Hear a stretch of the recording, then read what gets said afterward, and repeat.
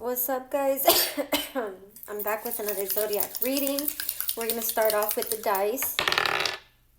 All right, Gemini. This message is for you.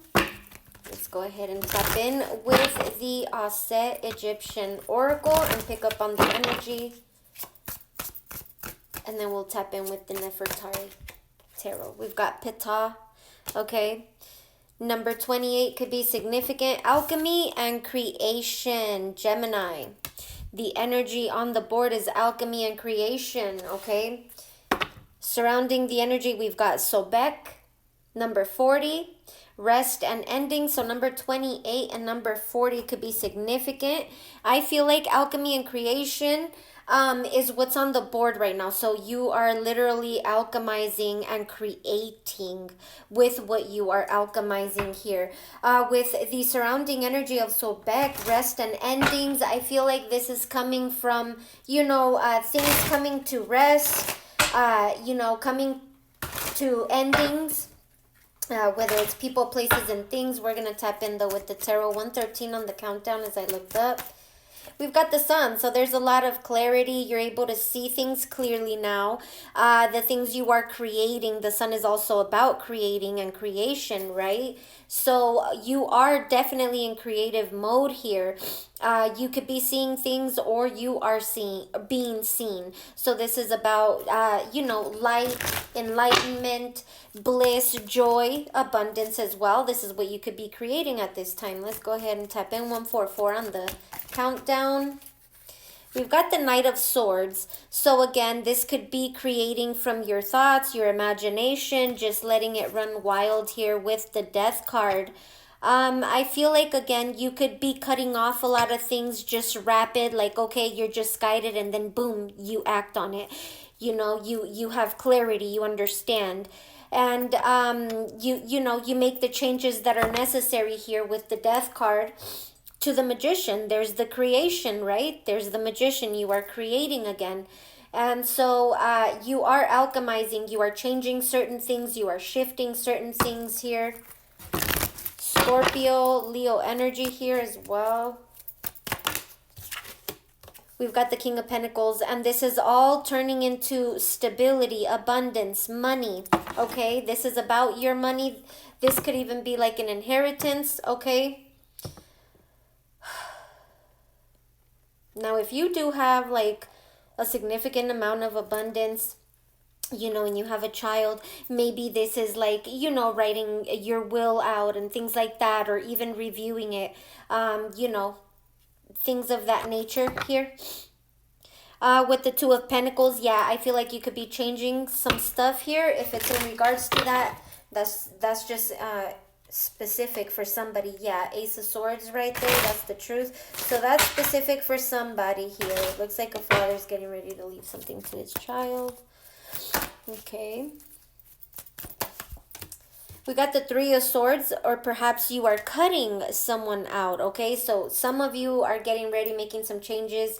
Some of you are cutting some child off. Four of Cups. Maybe you feel like this child isn't really doing much. It's kind of, missing the point, missing the blessing. 343. So somebody here could be cutting a child out of the will or something like that, changing something in the will. We've got the Five of Swords. This person could be upset. There could have been an argument, and that somebody here could be replaying this in their head. You need to alchemize this and create it into abundance, into happiness, joy, and bliss. The Wheel of Fortune, that is what the divine is asking you in order for things to come into alignment here, okay? Somebody here could be in their head. Somebody here could be really hurt. There could have been things that were said here. It could have been in an argument. But at the end of the day, King of Cups, there is love here. What do we have here? We've got the Five of Cups. There is love and somebody is hurt, okay? And I feel like both people here, if this is like a father-son dynamic, I feel like both people are hurt, because somebody believes in things like, man, I went through hell and back, to carry you on my back, etc., etc. I feel like that could be the father. And then the child is like, man, you've always been like beating me down, whether it's verbally here with the Five of Swords or even emotionally with the Five of Cups. Okay, the Knight of Swords could be very cutting, and things like that. Cut someone off immediately. And there's a need to recognize this with the Six of Wands in order to be able to alchemize this and create a more happy with the sun energy, especially if this is a father-son dynamic. Anyway, I don't know why I'm picking up on this. The Eight of Cups, yeah. I feel like somebody feels like they gotta detach. Okay. Let's get some advice here. The Five of Wands, yeah. So there was definitely, some sort of altercation, argument here. It's kind of like a challenge. Who's Eight of Swords, but this is all like mental. 555. Somebody needs to change their, way of thinking here. And I feel like in a way it could be both, the High Priestess in the reverse here. So somebody could be getting like intuitive nudges, but Ten of Swords, somebody's not really listening to their intuition with the High Priestess in the reverse.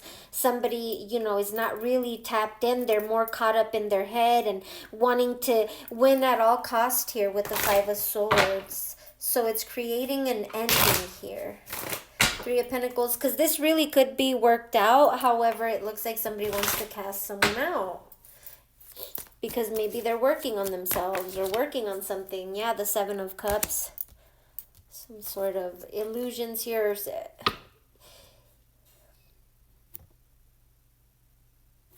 Or opportunities, And somebody, wants to change that, or somebody's changing. Five of Pentacles. We got the Four of Swords in the reverse and the Ace of Swords in the reverse, which sums up to a Five of Swords. But in the reverse, somebody's done. They don't want to argue. They're seeing things for what it is. Whether somebody's in denial or not, or feels like, they're in denial or not. Three of Cups. This could have been worked out. 722 as I looked up on the countdown. It could have been worked out, but it looks like somebody's in denial. They don't want to see the truth of their own, like, I want to win at all cost. I'm superior to you. That type of stuff. If that is the case and you're the father, that, oh, well, like, I made you, I can break you, or you're supposed to respect me despite how I belittle you, or anything like that. Like, you really need to look at how you're addressing things, because you may have been able to do this when they were a child, but perhaps this is no longer a child, right? With the King of Cups and the King of Pentacles that are showing up, this is grown men, okay? Whether it's your child or not, yes, you carried him on your back, but it does not give you reason to beat down on this child verbally, especially not if they're a grown man already. Like, you should try to understand whatever it is that you feel this child is doing or dealing. There's other ways to go about it. And no, nobody should, take disrespect or belittling or anything like that. And yes, I can speak on it because, I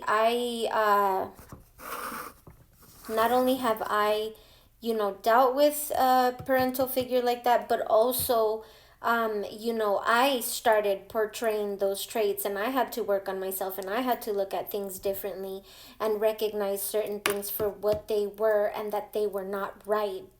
Despite whatever my beliefs and traditions and all that is, there has to be respect.